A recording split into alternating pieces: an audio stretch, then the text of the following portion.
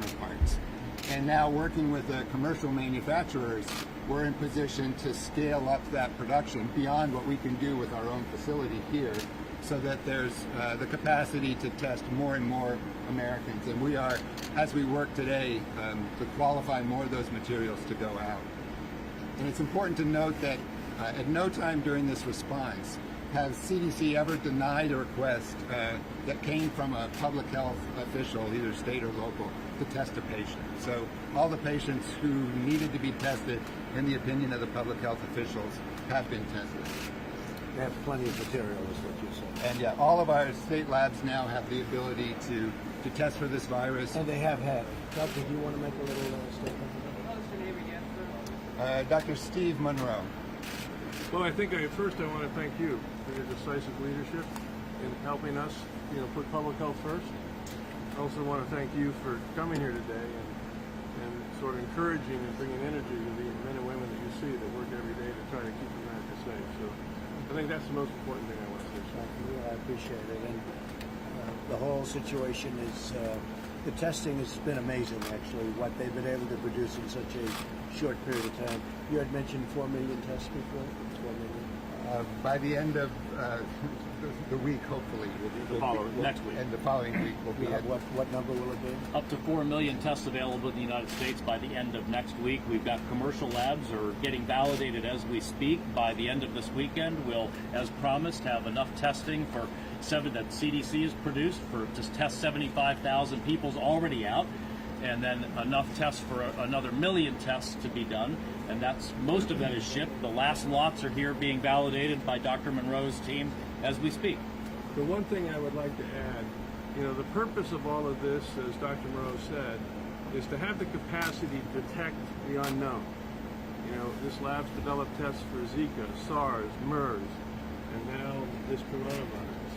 And I think it really is remarkable with the capacity we had here. Once we got the sequence, I think this lab team had a functional test in about 7 days that they then worked with the FDA to make sure it was regulated. I think that's really what we do. And they started working when they saw there was a problem in China. That was many weeks ago. So they saw there was something going on in China long before anybody even heard of it. That was actually before it was even in the print. They heard there was a problem in China. That's when they started working on this, and that's pretty incredible. That's why we're in good shape. Is coronavirus contained in the United States? Yeah, I think at this point, again, and we've said this before, and the Secretary can add, the overall risk to the American public does remain low. And again, I think we owe a lot to the decisive decisions initially to have travel restrictions and a number of areas of screening in airports. And then the most important is to get the public health community to do early case recognition, isolation, and contact tracing, which, again, the fact that we now had a test allowed us to do that a lot more effectively if we didn't have a test. We do have some areas where there's significant community transmission now. Obviously, we've seen that in the Seattle area. We've seen it in parts of California. We're working hard with the local and state health departments in those groups to continue to try to control this infection in that area. I think as the President said, or maybe the Secretary, we still have only around 200 cases that we've diagnosed in the United States. We're going to see more cases because we're getting more diagnostics out there. But I would say that, again, what I said before, that at the present time, the general risk to the American public remains low. We're going to concentrate and help those communities, though, that are now fighting the battle. Like in the state of Washington, some of you were there, I think, the other day when we were out there. So, I have a question for Dr. Monroe, please. Would you admit that the CDC did have problems with the testing? You say that there were people that the health officials never had to request anyone in the test, but you set such strict guidelines, so people were coming in and saying they couldn't get the test. We've talked to dozens of people that have contacted us saying they couldn't get the test even though they had the symptoms because they didn't meet your criteria because your tests were faulty. So we did learn shortly after we distributed the first batch of our tests to some of the state health labs that there was an issue with one component of the test. And so we quickly put together a team to try to figure out what that issue was, and we suggested that people not test until we could sort that out. But what we have are 3 different signatures that we test for, and in working with FDA colleagues, we identified that 2 of those were sufficient to have a positive conclusive test. And so we've moved forward now with testing with just the 2 signatures. And this is something that could easily happen where we're just, again, starting from scratch with sequence information, building a test rather rapidly. We did small-scale testing here before rolling it out because our goal was to get it out to the public health labs as quickly as But possible. you didn't have to start from scratch. You could have just used the WHO's test. Why did you choose to start from scratch when you see a longer process? But we started with our test probably at the same time the Germans and the other Italians and the other groups that have worked with WHO were on developing their test. Nobody could start with test development until the sequence information was made available by the Chinese. Right, but theirs didn't have any faults. I'd WHO's. like So why to don't make we one use that? thing clear. Please. When this test was developed in really very rapid time, it was first offered here at CDC.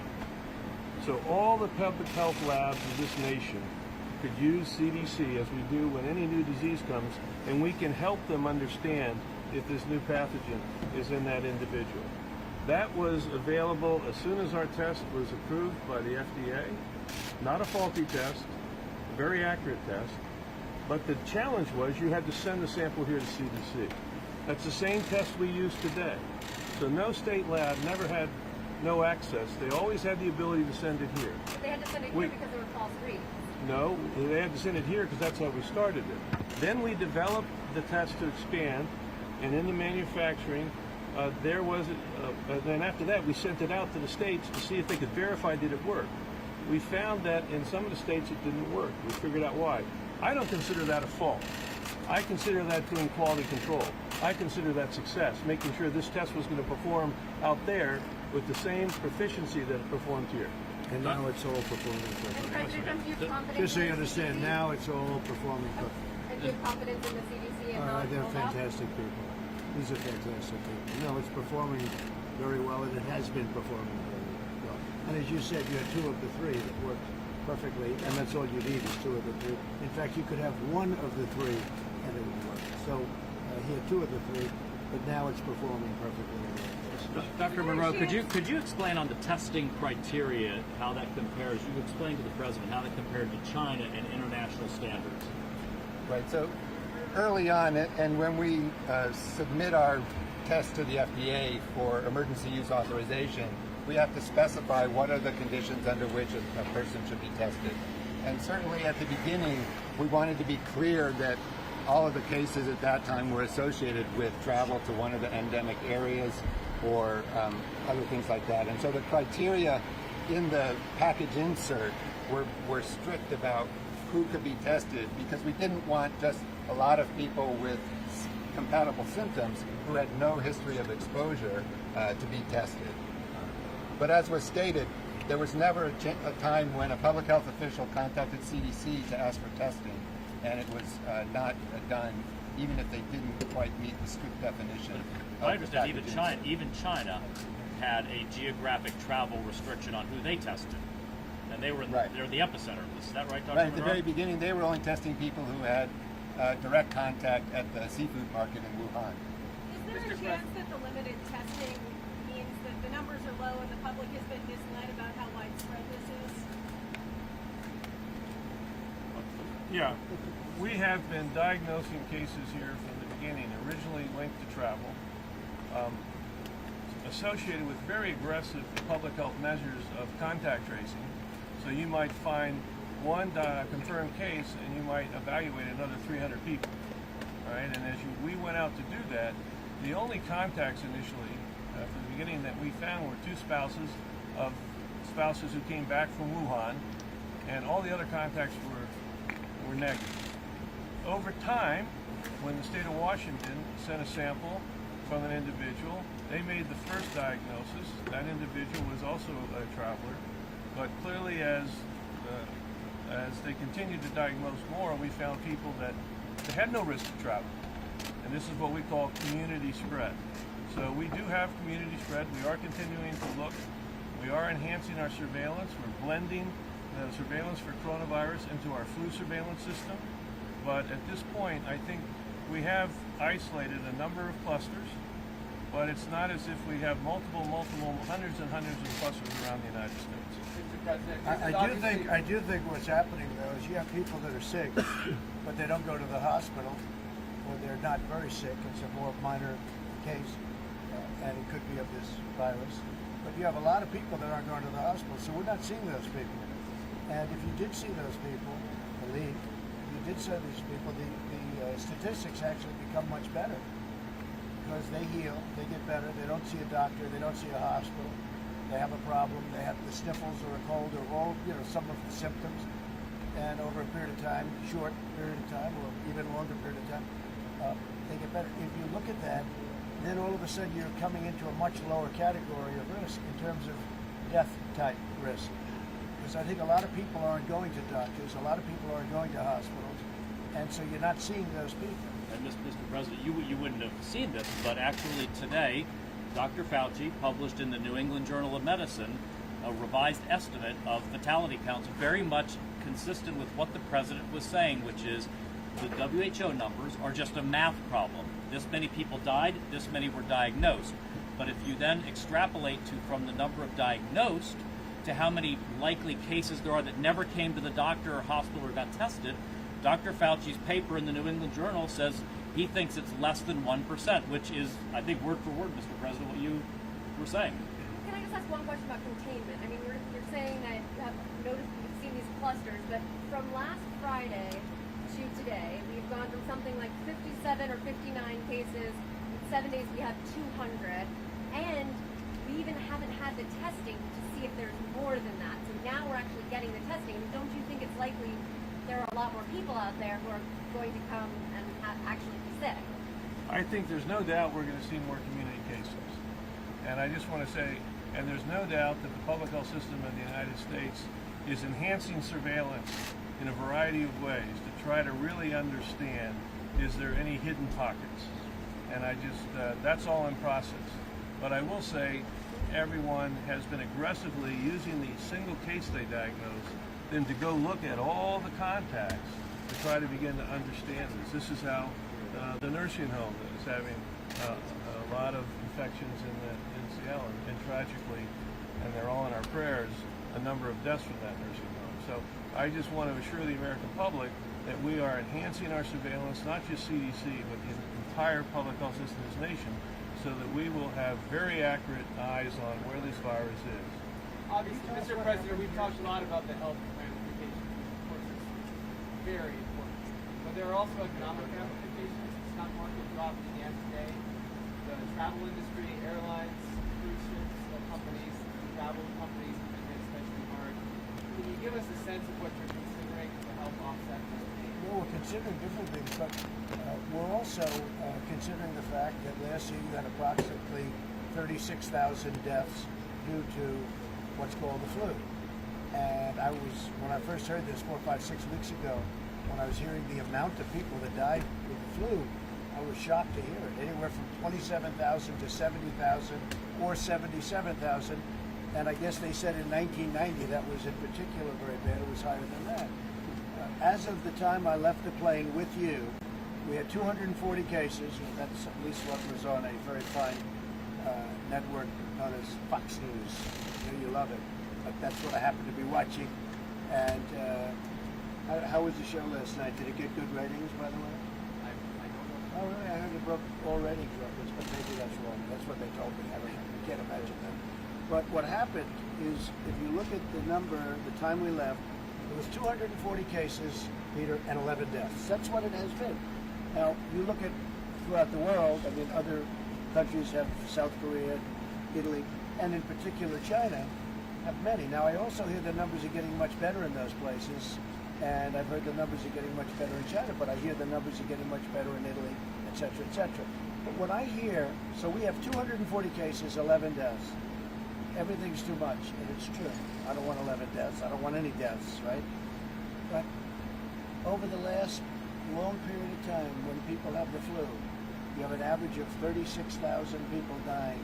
I never heard those numbers. I would have been shocked. I would have said, does anybody die from the flu? I didn't know people died from the flu. 36,000 people died. 27,000 to 77,000, that's your flu. And again, you had a couple of years where it was over 100,000 people died from the flu. So I start to say, I wonder what's going on here. Now, if you look at the percentage for the flu is under 1%. But this could also be under 1% because many of the people that aren't that sick don't report. So they're not putting those people in there, and you're smiling when I say that. Who are you from, by the way? I'm from CNN. You are, I don't watch CNN, that's why I don't Okay. recognize you. Nice to meet you. I really don't. I don't watch it. I don't watch CNN because CNN is fake news. Go ahead. Can you just address the economic piece, though? Because there's obviously a lot Of course it's an effect. I mean, it is an effect. Now, you know, if you know anything about me, I like when people happen to stay in the United States and spend their money in the United States, okay? So I think people are staying in the United States more. They're going to spend their money in the United States. So business is ended. It will end. People have to remain calm. I do think that if you look at the numbers, and you look at the numbers from other years on other things, and you look at these numbers, it'll be interesting to see what you find. And statistics will soon be coming out. But there was a big statistic today that it's way under 1%. They said 1/10 of 1% in one case, but nobody really knows. We'll be able to find out. The problem is the people that get better, that don't see a doctor, don't go to a hospital, those people get better. If they were in the numbers would look much better in terms of death rate. Are you concerned there'll be some bankruptcies? Oh, I think you'll have other things. The amazing thing, and look at the job numbers today. We had a tremendous job number today. We had a number that when you add last month's number, which was a correction of plus 80,000 jobs, wasn't it a 350,000 jobs number today? That was shocking. I was watching a particular network, and they said on the network, but they're pros, they said, wow, these are unbelievable numbers. They were shocked by the numbers. Over 350,000 when you add last month's correction. Peter? So, Mr. President, all these organizations that are canceling conventions and trips and study abroad programs, all the organizations and businesses that are canceling conventions and meetings and travel and so forth, even within the United States, are they overreacting or are they taking the right precautions? I think it's fine if they want to do it. I don't think it's an overreaction, but I wouldn't be generally inclined to do it. I really wouldn't be. Now, it depends on what country you're talking about. If you're talking about if they're going to another country, or you're talking about within the United Even States. within the United States, a lot of places Yeah, I are mean, you know, canceling. they have to feel comfortable. People have to feel comfortable to have a good time. If you look at, do I want to go to China? Do I want to go to certain parts of Italy? Do I want to go to South Korea right now? You know, that's a different decision. But you have some parts of the world and some parts, most parts of the country. Look, in this big, vast land of ours, this great country of ours, we have 240 cases. Most of those people are going to be fine. A vast majority are going to be fine. We've had 11 deaths, and they've been largely old people who were susceptible to what's happening. Now that would be the case, I assume, with the regular flu too. If somebody is old and in a weakened state or ill, they're susceptible to the common flu too. You know, they were telling me just now that the common flu kills people, and old people is sort of a and target. also they're very young. And the young. Now, the interesting thing here, it's very interesting. The interesting thing here is that the young seem to be doing unbelievably well, actually better than they do with the flu. Young people, and very young people, are doing very well, which is another thing I guess they're trying to figure out. And Mr. President, you're shaking a lot of hands today, taking a lot of close pictures. Are you protecting yourself at all? Not at all. How are you No, staying not away at all. from germs? Not at all. You know, I'm a person that is never big on the handshaking deal throughout my life. They used to criticize me for it or laugh about it or have fun with it. But if you're a politician, like I walk in and the doctors have their hands up, hello, sir, how you? If you don't shake hands, they're not going to like you too much, and I guess that's my business. I never thought I'd be a politician. I guess I'm a politician. But the fact is, I feel very secure. I feel very secure. Could anybody tell us what happened here last night and today that at one point canceled the trip and then put it back on? What happened here? I was told that one person, maybe, that works someplace in the building, at I'm not even sure what level, but that one person may have had the virus. And therefore, they said, sir, because of the fact that one person may have had because it's a big building with a lot of great scientists, frankly, one person had the virus. That turned out to be a negative report. That turned out to be negative. And so they called me, but it was already canceled. But this morning I said, wait a minute, I'm going to Tennessee. We're going down to Florida, have a meeting on Monday, as you know. And so we're going to Florida. I'd love to stop at CDC. Now, it was a big deal with Secret Service, but they're fantastic, and they worked it out. So we stopped. But it was a report, and it was a negative diagnosis. Mr. President, that convention No, we had another big deal. There were two of them, and there was a thing that we recommended because there's a lot of people, and we recommended that if they want, let them cancel that one. But there was another one in a similar area. Have you considered not having campaign rallies? Like you don't No, have I one haven't. scheduled in Michigan this coming week. Well, I'll tell you what, I haven't had any problem filling them. I mean, we just had one in North Carolina, South Carolina, all over the place, and we have tens of thousands of people standing outside the arena. So Is we it a haven't risk had- if there's that many people close together?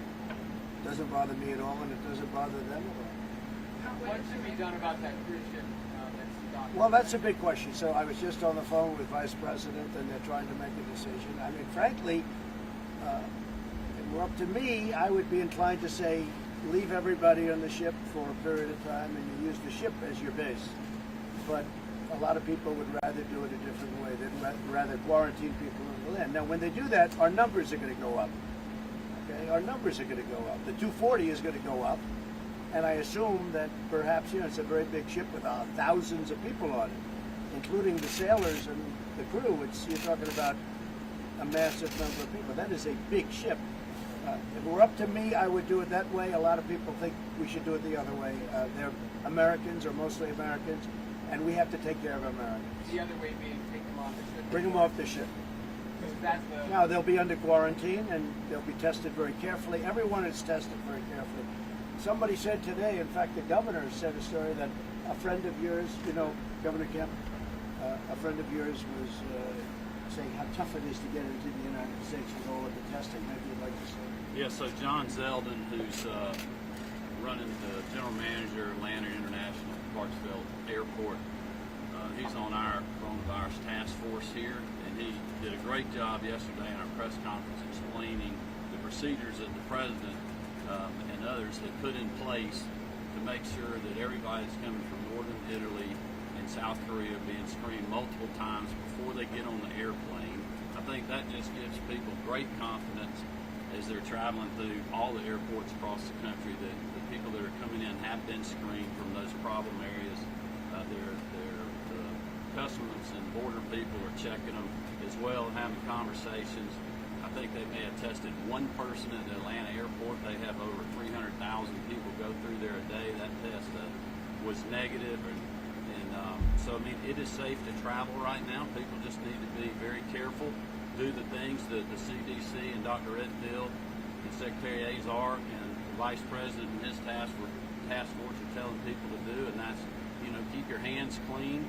Just be careful where you're going. If you're sick, don't go to the airport. Don't go. But he was very impressed with how hard it is to get on the plane.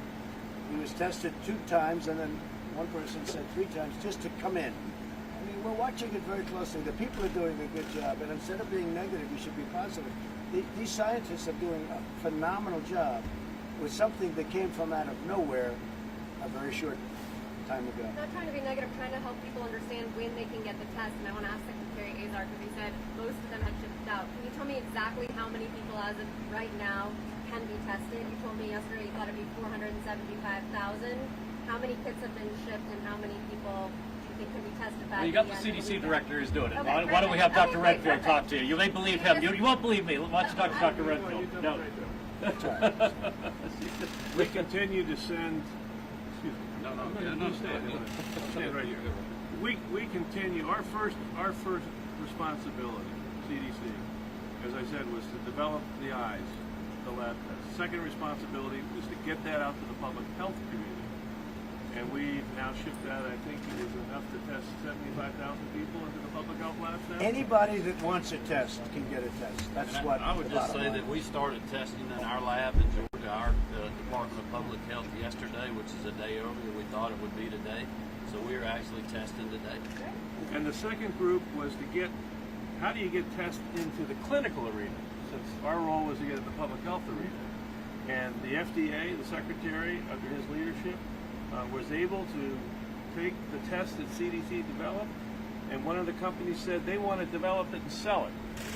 And that's what the secretary referred to. IBT. Yeah, and by the end of this week, they were supposed to have about 1 million, 1.2 million tests out. Yeah, 1 million tests. So they shipped 700,000 already. The remaining lots are actually being tested here. Dr. Monroe's got them as of, I think, 10:30 this morning, and They have to do the quality control, and then if they pass, But they I ship. think importantly, anybody right now and yesterday, anybody that needs a test gets a test. They're there. They have the tests, and the tests are beautiful. Anybody that needs a test gets a test. If there's a doctor that wants to test, if there's somebody coming off a ship, like the big monster ship that's out there right now, which, you know, again, that's a big decision. Do I want to bring all those people on? People would like me to do that. I don't like the idea of doing it. But anybody that needs a test can have a test. They're all set. They have them out there. In addition to that, they're making millions and more as we speak. But as of right now and yesterday, anybody that needs a test, that's the important thing. And the tests are all perfect. Like the letter was perfect. The transcription was perfect, right? This was not as perfect as that, but pretty good. We're handling it from South Korea. We're testing that you can't come in from South Korea unless they go But through. are they going to really do better than we I'd are? have to ask the doctors. Before that, I just wanted to add one other thing to the availability of clinical tests. The Secretary, the Vice President, last week brought together all of the major diagnostic companies that you all know so well, LabCorp, Quest, and asked them to come together as a group. And they already formed a consortium to work together to use their capacity, which is really substantial, to bring this test to doctors' offices around our nation. And when they presented it, they felt that either by Monday, they're going to begin to roll out this test now through LabCorp, through Quest. So as the President said, the issue now is whether the clinicians believe that this test is indicated in evaluating the patients that come to see them. It's not going to be about the availability of the test. It's going to be about the clinical judgment of the patient and the doctor or the nurse practitioner to get this test. Can I clarify about the And this is, by the way, the highest level test. Yes. Can I clarify This is something the highest level test anywhere. about the cruise ship? Has a decision been made? It's a very good question. And are you the final From my decider? yes, from my standpoint, I want to rely on people. I have great experts, including our vice president, who's working 24 hours a day on this stuff. They would like to have the people come off. I'd rather have the people stay, but I'd go with them. I told them to make the final decision. I would rather, because I like the numbers being where they are. I don't need to have the numbers double because of one ship. That wasn't our fault. And it wasn't the fault of the people on the ship either. Okay? It wasn't their fault either. And they're mostly Americans, so I can live either way with it. I'd rather have them stay on, personally. But I fully understand if they want to take them off. I gave them the authority to make the decision. Isn't that putting preference over not having more attractive numbers? No, or having no. I'm saying whatever it is, that takes precedence over the numbers. No, I like the numbers. I would rather have the numbers stay where they are. But if they want to take them off, they'll take them off. But if that happens, all of a sudden your 240 is obviously going to be a much higher number. And probably the 11 will be a higher number too. There must be some risk in leaving them on the ship, right? There's probably risk to both. Probably risk to both. You know, Is there going to be a way for us to advance our testing the way that South Korea has? They have the drive-through testing now. we're They're working taking very closely with South 10,000 Korea. people a day. Are we going to be Well, able to we're have that working kind of closely with capacity? them. They're also in a much different position. They have a lot of people that are infected. We don't. They're in a much different position. But we are working very closely with South Korea. As you know, we're allies, even though they've made much better trade deals in the past than we did. We're allies with South Korea. You have heard that, right? And we're working very closely with South Korea. Yeah, I'm just, And a lot of the it testing, matches our capability. a lot of the testing is very similar testing, but they're in a much different position than they have thousands of people, and they're at a, you know, they've got some difficulty right now. But we're working very closely. In fact, they're calling us, asking us and these people for advice. And please correct me, doctors, if I'm wrong. If I understand correctly, South Korea is using a technology different than what we use in the United States in our public health labs, but that we do use in our commercial labs, the LabCorp, the Quests, the Roches, the Abbotts. And that's exactly what Dr. Redfield was saying. We've been able to get up and running right away. Am I saying that correctly, Dr. Monroe? Yeah, just one point of clarification. The South Koreans, I would call it, they're doing drive-through sample collection. So this is not like a pregnancy test where you drive through, they take a swab, and they tell you on the spot if it's positive or negative. They're using that as a way to collect samples from a large number of people, and then they're using the high-throughput testing platforms in order to do the testing. And that testing platform is what you're saying is available to request, and so it will likely be available starting Monday when they're up and running. And I think it's important just to emphasize, again, back to the role that CDC had to support the public health labs. We have built the laboratory capacity throughout our public health labs to monitor for flu and other respiratory viral systems. The platform that does that is the platform of the test that we developed. It wouldn't have helped us to develop a test for the public health labs, and they have none of the instrumentation. We developed using that platform for public health labs. The platform that the Secretary and Dr. Moreau is saying is a high throughput platform, which has been put in most hospitals for HIV, hepatitis C, and so that's the platform. And as we sit here today, we're trying to now validate whether the test we made would be validated to use that on that platform. But the private sector is already doing it too. I mean, they're moving now to that rapid throughput And don't forget, platform. these are the people, like as an example, HIV, I talk about it in speeches and other things. HIV free, or essentially free, within 9 years now. It's a 10-year process. These are the people that came up with the answers to the stuff that 3 years ago, 4 years ago, you would have said it's impossible. What they've done is incredible, and to others also. If you look at what they've done with HIV, it's incredible. Other countries are all calling the same people that you're dealing with. And honestly, what you should be doing is giving them a lot of credit, because this was a very condensed period of time. Even the vaccine, they're going to have tests done in 90 days that other people wouldn't have, that 2 years ago you were taking 2 years to do. And they're making great progress. It takes a period of time, but they're making great progress. Other countries are dealing with the same people you're talking to now, and others in this government universe. They're incredible people. And honestly, you should be giving them tremendous credit. They have done a tremendous job. When you mention South Korea, they're dealing with us all the time. When you mention Italy, they're dealing with us all the time. We're working together with China. We're working together with everybody. But these are great people. These are incredible people. And you shouldn't be knocking them. You should be praising them. They have done an incredible job already. As Michael said, you could not anticipate this kind of thing happening. Do you think that having the Office of Pandemic Preparation in the White House, that White House staff is engaged? I just think this is something, Peter, that you can never really think is going to happen. You know, I've heard all about this could be, this could be a big deal from before it happened. Something like this could happen. I think we're doing a really good job in this country at keeping it down. We've really been very vigilant, and we've done a tremendous job at keeping it down. But who would have thought, look, how long ago is it? 6, 7, 8 weeks ago? Who would have thought we'd even be having this subject? We were going to hit 30,000 on the Dow like it was clockwork, right? It was all going, it was right up, and then all of a sudden this came out. All I say is be calm. We have the greatest people in the world. Everyone's relying on us. The world is relying on us. They've done an incredible job in a very condensed period of time. The thing is, you never really know when something like this is going to strike and what it's going to be. This is different than something else.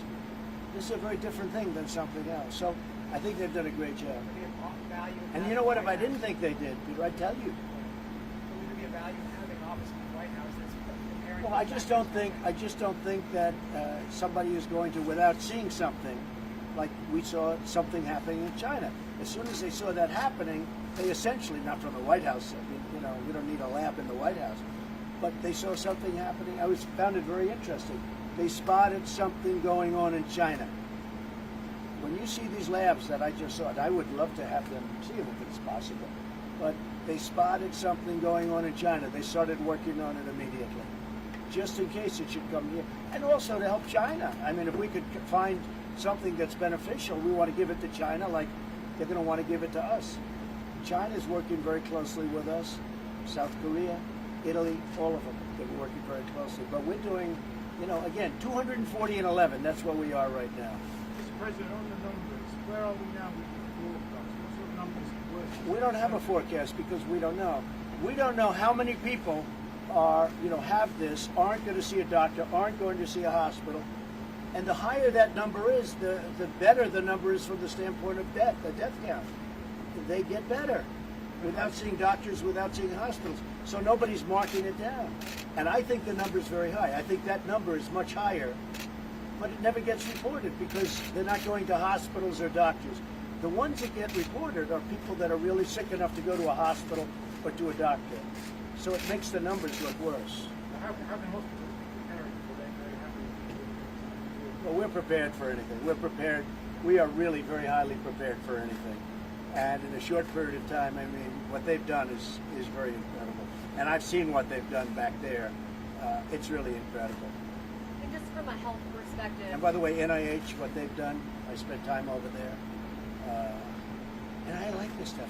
My uncle is a great person. He was at MIT. He taught at MIT for, I think, like a record number of years. He was a great super genius, Dr. John Trump. I like this stuff. I really get it. People are surprised that I understand it. Every one of these doctors said, how do you know so much about this? Maybe I have a natural ability. Maybe I should have done that instead of running for president. But you know what? What they've done is very incredible. I understand that whole world. I love that world. I really do. I love that world. And they should be given tremendous credit. And the whole world is relying on us. You hear about, like you're saying about South Korea. South Korea is very much reliant on the information we're giving them. And they're reliant on the vaccines that we will come up with. Very soon we're going to come up. Now it takes a period of time to get them tested and then put into the market. It has to be very safe. You can't give a vaccine that's going to be unsafe. It would be a disaster. So that's where we are. And I think these people deserve, all of them, scientists, doctors, I think they deserve tremendous credit. I really do. The vice president went to the Seattle area yesterday. He did. With Governor Inslee. Yeah. He was very complimentary of Washington's response. The governor was a little less complimentary of your response. So I told Mike not to be complimentary of the governor because that governor is a snake, okay? Inslee. And I said, if you're nice to him, he will take advantage. And I would have said no. Let me just tell you, we have a lot of problems with the governor. And the governor of Washington, that's where you have many of your problems, okay? So Mike may be happy with him, but I'm not, okay? And he would say that naturally. And as I said last night at the town hall, if we came up with a cure today and tomorrow everything is gone, and you went up to this governor, who's not a good governor, by the way, if you went up to this governor and you said to him, how did Trump do? He'd say he did a terrible job. It makes no difference. If we came up with a cure right now and tomorrow everything ended at 8 o'clock tomorrow morning, everything ended, he would say Trump did a horrible job, okay? And I told Mike that would happen. I said, no matter how nice you are, he's no good. That's the way I feel. Goodbye. Good luck to CNN. I have one quick question, just for the people who are watching who are concerned and have symptoms. Is it possible, or is it a good thing, or is it something that we're looking into to be able to test people in mass like they're doing in other countries, so that they can just show up and get tested? Well, they're not testing; they're sampling people in other countries. They're testing. No, excuse me. There's a difference. I heard what he said. They're sampling people. It's a drive-by. They give samples. Now, can we do that? Yeah, we can do that, but that's not effective like what we're doing. We're doing the whole thing in one stop. They're doing samples in South Korea. It's a very different thing. Go ahead. Would you like to say? Well, I would just say, we're at a stage in our experience with this virus that we are still deeply focused on control. Some people use the word containment, control. And I said about the important principles of early diagnosis, isolation, and contact tracing. And then now with some mitigation strategies you see in different areas when they're deciding should you close large gatherings. I think it's important to use the data, the science that we have. I mean, we're not blind to where this virus is right now in the United States. And we need to focus our resources right now where we know this virus is circulating substantially in the community, like certain parts of California, like certain parts of Seattle. That's where we need to put our focus. It would not be a service to our ability for our American response if all of a sudden 20 million Americans that have no evidence of any risk that we've looked in those areas really don't need that. That's why we are accelerating, as the President said, our surveillance. I mean, we're going out and really testing people that have flu-like symptoms, and we're going to expand that from the sites we started to the whole nation. So we're going to have eyes on this and see, whoops, this virus has now snuck up into northern Maine. Whoops, we see it down in Kansas. And that information will then be used by doctors to know if someone comes in with an upper respiratory syndrome, I better think about maybe testing for coronavirus. So really want to have the American people have confidence. It's not just in CDC. It's in the public health community of this nation. It's strong. They're doing their job. I tell people every time we see a new confirmed case, they should think of that as a success, not a failure, because they know their public health community is out doing their job. So the difference is that they're being proactive. We are being proactive. We're going out and looking for spots. Nobody else is doing that, not by leaving samples or anything else. We're going out and proactively looking to see where there's a problem. We don't have to do that, but we're doing it to see if we can find areas which are trouble spots. I don't even know if I agree with that. You'll find out those areas just by sitting back and waiting. But they're trying to find out before you would normally find out by waiting. And, I think that's great, but that's what they're doing. We're the only country in that sense that's proactive. We're totally proactive, and we're totally equipped to handle it. Is the strategy shifting from containment to risk mitigation? So right now, it's you shouldn't think of it as one or the other. All right, and I'm going to say we need to stay committed to containment, and I still believe containment and control is the goal. But that's going to be complemented strategically by what we call mitigation or non-pharmaceutical interventions, like asking churches not to have big gatherings. So in the state of Washington, in the last couple of days, they announced their initial mitigation strategies. We've been working on mitigation for the whole nation, just in a planning way. But we've also have our people buried into the Washington Health Department, the California Health Department, to have them start to develop. And again, Washington started to operationalize theirs this week. I suspect California will later. We're going to continue to work on these, and it's going to be a community by community strategy. They're not all going to be the same, but it's going to be driven by the amount of community transmission that can't be linked to a contact, that can't be linked to a trip. When you see significant, what we call on-link transmission, then you start to have to evaluate the value. So it's not one versus the other, but this nation should not give up on containment. Okay? Thank you very much. Thank you. Thank you very much.